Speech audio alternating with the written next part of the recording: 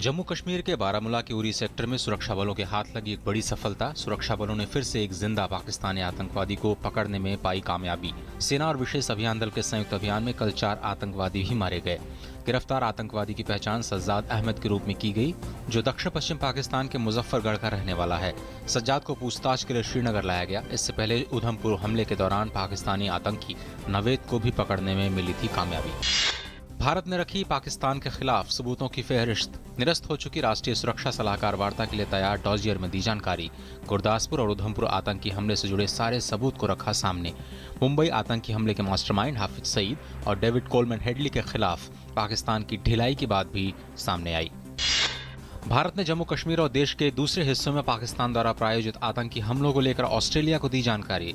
आतंकवाद के खिलाफ लड़ाई पर भारत ऑस्ट्रेलिया संयुक्त कार्य समूह की बैठक में भारत ने विभिन्न आतंकी गतिविधियों और सीमा पार घुसपैठ में पाकिस्तान की संलिप्तता को लेकर दिए पुख्ता सबूत।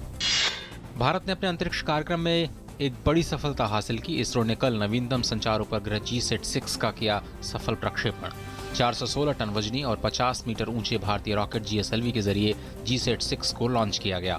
ये उपग्रह देश की S-बैंड की संचार सुविधाएं मुहैया कराएगा। इसके अलावा दूर दराज के क्षेत्रों में आपदा प्रबंधन और संचार सेवाओं जैसी सुविधाएं भी इसके माध्यम से प्राप्त की जा सकेंगी। GSAT-6 के सफल प्रक्षेपण पर प्रधानमंत्री नरेंद्र मोदी ने इसरो के वैज्ञानिकों को दी बधाई।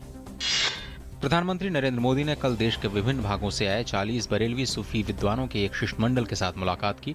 इस मौके पर प्रधानमंत्री ने कहा कि सूफी संतों की विचारधारा भारतीय संस्कृति का आंतरिक अंग है और सूफी परंपरा ने भारत के बहुलवादी बहुसांस्कृतिक समाज के निर्माण में महत्वपूर्ण योगदान दिया है।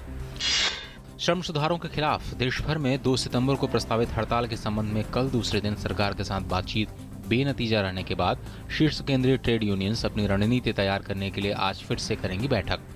वित्त मंत्री अरुण जेटली की अगुवाई वाला मंत्री समूह न्यूनतम वेतन की गणना के लिए यूनियनों द्वारा प्रस्तावित फॉर्मूले पर सहमत हो गया है। मंत्री समूह ने यूनियन के नेताओं से उसके निर्णय पर फिर से विचार करने की अपील की है। केंद्रीय वित्त मंत्री अरुण जेटली ने कहा, आर्थिक विकास दर में चीन को पीछे छोड़ने के बाद भारत विश्व अर्थव्यवस्था की धुरी बन सकता है। अरुण जेटली ने साथ ही इस बात पर भी जोर दिया कि भारत 8 से 9% विकास दर के साथ पूरी दुनिया की अर्थव्यवस्था का इंजन बन सकता है। BBC को दिए साक्षात्कार में वित्त मंत्री ने कहा कि भारत निवेशकों के लिए एक बेहतर स्थान है। शहरी विकास मंत्री वेंकैया नायडू ने कल नई दिल्ली में 98 शहरों के नामों की घोषणा की, जिन्हें स्मार्ट सिटी के रूप में विकसित किया जाएगा। इन चुनिंदा शहरों के नामों की घोषणा करते हुए वेंकैया नायडू ने हर राज्य में चुने गए शहरों के चयन के आधार और उन्हें विकसित करने के लिए मानकों की जानकारी भी दी। इन चुनिंदा शहरों को स्मार्ट सिटी के रूप में विकसित करने के लिए केंद्र सरकार अगले 5 सालों तक हर साल 100 करोड़ रुपए का अनुदान देगी। प्याज की खुदरा कीमतों में उछाल के बीच इसकी आपूर्ति बढ़ाने के लिए सरकार ने 45 रुपए प्रति किलो की दर से 1000 टन प्याज का आयात करने की बोली को मंजूरी दे दी है। साथ ही सरकार ने विदेशों से और ज्यादा प्याज खरीदने का फैसला लिया है। सरकारी उपक्रम MMTC से 10,000 टन प्याज का आयात करने के लिए नई निविदा जारी करने के लिए भी कहा गया है। उत्तर प्रदेश में नए लोकायुक्त की नियुक्ति को लेकर सरकार ने लोकायुक्त अधिनियम में संशोधन के लिए कल विधानमंडल के दोनों सदनों से एक विधेयक पारित कराया, जिसमें चयन समिति से उच्च न्यायालय के मुख्य न्यायाधीश को हटाने का प्रस्ताव दिया गया है। इस विधेयक के जरिए मौजूदा कानून में 3 सदस्यीय चयन समिति के स्थान पर मुख्यमंत्री की अध्यक्षता में 4 सदस्यीय समिति का प्रस्ताव है। लीबिया के तट के पास प्रवासियों को ले जा रही 2 नौकाएं पलटी। इन नौकाओं में 500 से ज्यादा लोग सवार थे। राहत और बचाव कार्य जारी है और अब तक 21 लोगों को बचाया जा चुका है। सैकड़ों लोग लापता हैं, जिनके मारे जाने की आशंका जताई जा रही है। इस साल अभी तक लीबिया के रास्ते यूरोप जाने की कोशिशों में 2000 से ज्यादा लोग मारे जा चुके हैं। पाकिस्तान की एक अदालत ने भ्रष्टाचार के मामले में पूर्व प्रधानमंत्री यूसुफ रजा गिलानी के खिलाफ गिरफ्तारी का वारंट जारी किया है। कोर्ट ने गिलानी के खिलाफ भ्रष्टाचार से जुड़े 12 मामलों को लेकर वारंट जारी किया है। कोर्ट ने पूर्व मंत्री मखदूम अमीन फहीम के खिलाफ भी वारंट जारी किया। हालांकि गिलानी और फहीम दोनों ही अदालती नोटिस के बावजूद अदालत में पेश नहीं हुए, जिसके चलते अदालत को गैर जमानती वारंट जारी करना पड़ा।